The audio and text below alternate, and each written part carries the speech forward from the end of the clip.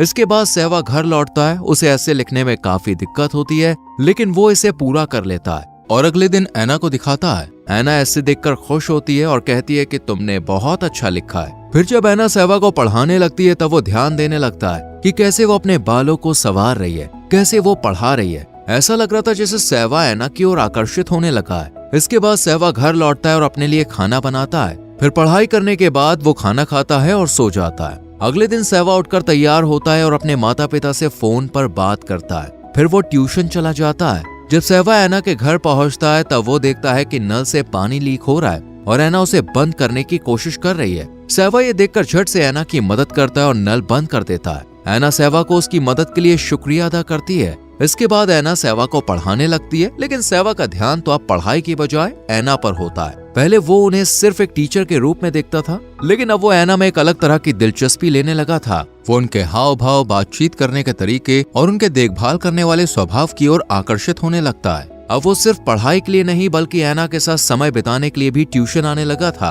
अब सहवा की रुचि पढ़ाई से ज्यादा ऐना की बातों और उसकी हरकतों में होती थी। वो छोटी छोटी चीजों को नोटिस करने लगा था, जैसे कि ऐना कैसे हंसती है, कैसे समझाती है, कैसे गुस्सा होती है और कैसे उसकी छोटी छोटी गलतियों को नजरअंदाज करती है। धीरे धीरे ऐना भी सहवा की ओर आकर्षित होने लगी थी। ऐना जो पहले से अपनी जिंदगी में अकेलेपन से जूझ रही थी, अब पढ़ाते समय अक्सर सहवा को ही देखती रहती थी और उसी में खो जाती थी।